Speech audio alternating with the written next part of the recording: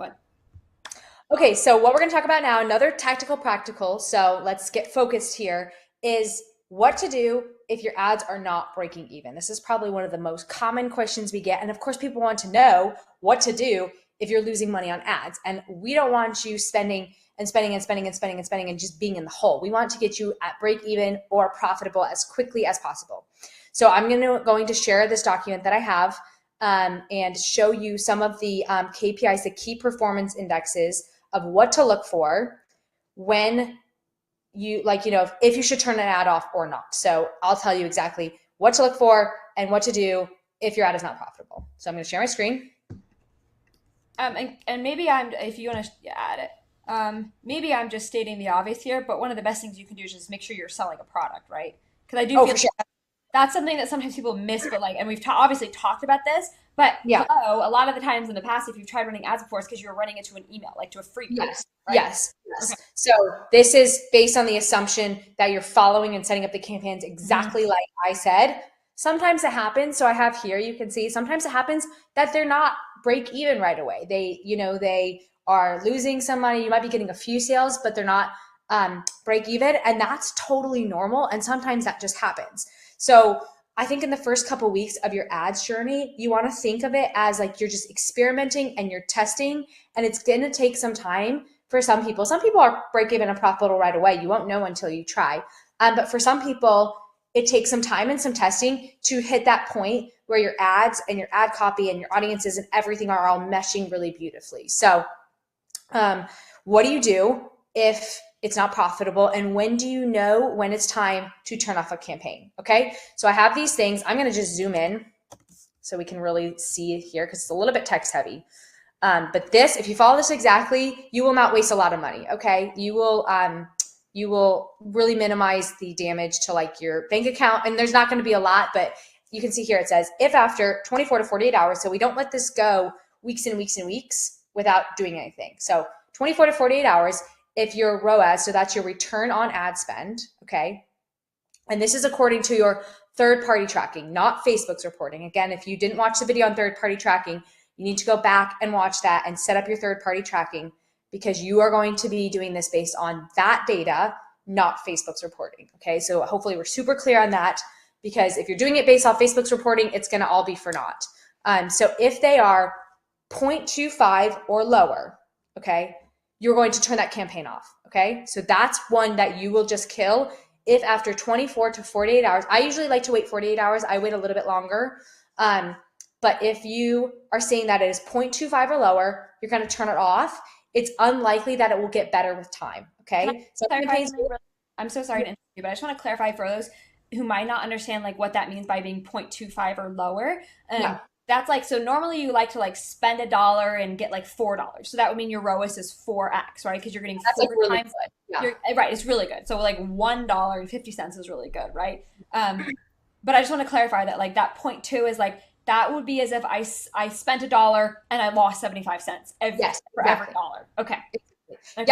Yep. That's very good. And the goal when you're first starting out, at least in my opinion, should be to get to one. Right. Okay. So Right. you put Right. in a dollar, you spend a dollar, you get a dollar, right? Because you're going to make money with those customers out the back end. So your goal right now, especially when you're first starting out, is to get them to 1.00, which is a dollar. Right. Okay. So if it's 0.25 or lower, turn it off. Unlikely it's going to get better. Okay.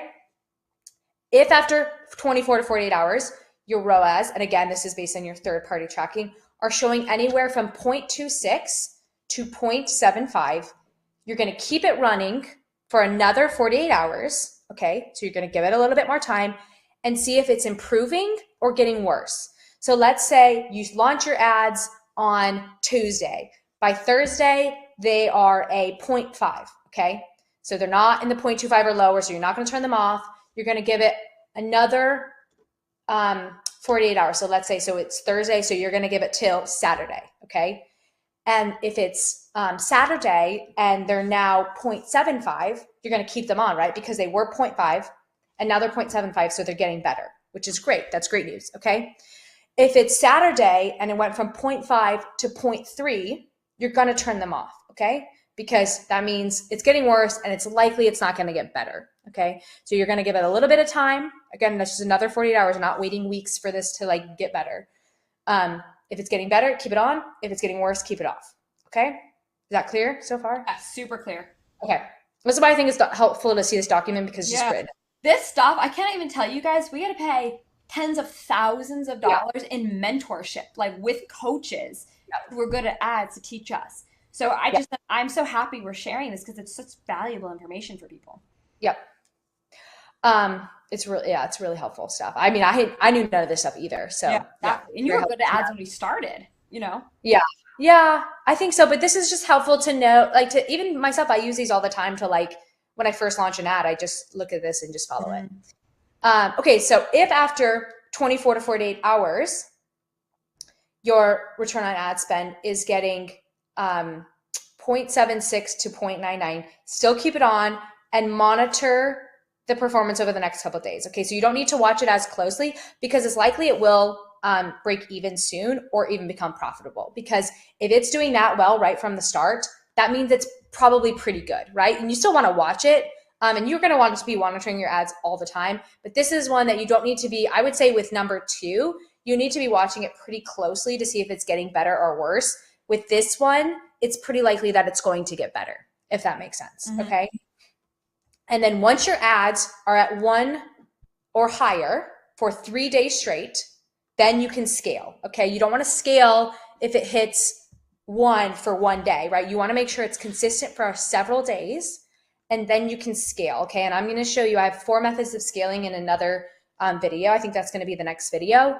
So you're going to follow the 4 methods of scaling in the next video. You're only going to scale if it's at break even or higher. Okay. So is that clear? It's insanely clear. And I really want to point out, this is what we're talking about where this data, this information, this structure right here keeps you from turning ads off based on an emotional freak out reaction. This is so clear. You've really broken this down. I just think this is brilliant. I've never even seen this. This is the first time I've seen this. And so to me, the brilliance of this is that it's so objective. It's black or white. And that removes the emotion, which is the number one obstacle for people seeing results from ads. So this is so clear. It's very obvious and very clear if you're going to keep an ad on or if you're going to turn an ad off. And if you stick to this, you'll be fine. Yeah. Yeah. So then I just wanted to address like what happens if you had to turn a campaign off because it's not profitable. So obviously we turn it off, but we don't want to stop doing ads just because one campaign we did, especially at the start. We don't want to just be like, well, it didn't work. You know, I tried, but sometimes it takes a bunch of times trying. And the thing that I'm showing you here helps minimize the spend, but sometimes you need to spend some money to figure it out and you will recoup it later on in like tenfolds. So what are we going to do if we had to turn it off because it's not profitable? We're not going to give up. We're going to go back to the drawing board and we're going to try some new things. Okay. So here are some things that you can do to get your campaign to be break even or profitable. Okay. And I just made this list. This list is going to be included. You're going to try out all these different things. Okay. Until you do it. You're going to try. Before you start, sorry, do you try them one at a time or do you try all 7 things at once? I think I have a note here. You will perform each one of these tests one at a time. Do not try to test more. That makes sense to me. Than one thing at once. Okay. I can see people panicking and start doing all 7 of these. And you're going to do each one in an individual campaign. Okay. So you're not going to add like 7 different things, all 7 of these. Okay. To one campaign. Okay.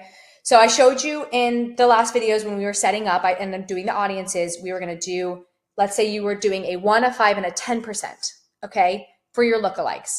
You're going to try different percentages. So do you remember when we were selecting those percentages and we made 3 different ones? Yes. Let's say we did 1, I think we did 1, 3, and 5, right? For our example, let's say you did 1, 5, and 10. Those weren't working. Try 3, 6, and 9. Okay. Or just different percentages. And it sounds literally just fiddling with the dial. Exactly. Okay. So you're going to go back with your customer source spreadsheet list and you're just doing the same countries and everything else you did. The only thing you're changing is the percentage. And basically what is that doing? Like somewhat resetting? It's just giving Facebook a different audience to try. It sounds very arbitrary, but it's definitely worked for me in the past. So I would that one, I would give it a try for sure. Okay.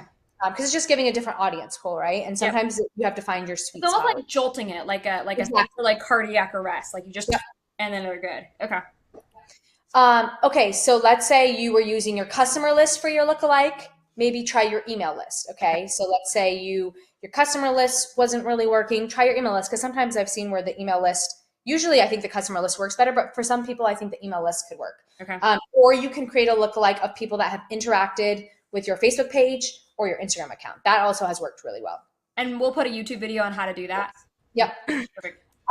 Test out new creatives. Remember when we made those 10 different variations? Maybe make 10 more variations. Of the Ad creatives is one of the best ways to get your like testing out new ad creatives is one of the best ways to get a break even or profitable campaign. Okay. Because sometimes it just takes a little bit of time to find that image that, you know, sticks with your audience. I would still follow our simple format, but sometimes maybe changing out the colors, you know, like stuff like that. That would help, I think, with, yeah, I've seen that work before a lot with testing new creatives. You could try filming a video ad instead of using static images. That has worked somewhat in the past, but I would be a little bit hesitant. I feel like I would try to make different image creatives first before you try video ads. Okay.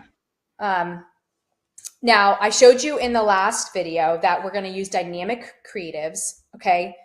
Sometimes that doesn't work for some people. So what you're going to do is instead of doing the dynamic creative, you're going to create static ads, okay?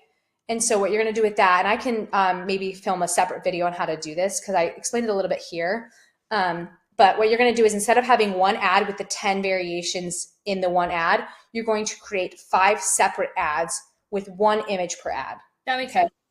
And then after 48 hours, you're going to keep on the ads that have gotten you the best ROAS, okay, and turn off the ads that have gotten you the least. So basically, instead of letting Facebook pick the ones, you're manually doing it.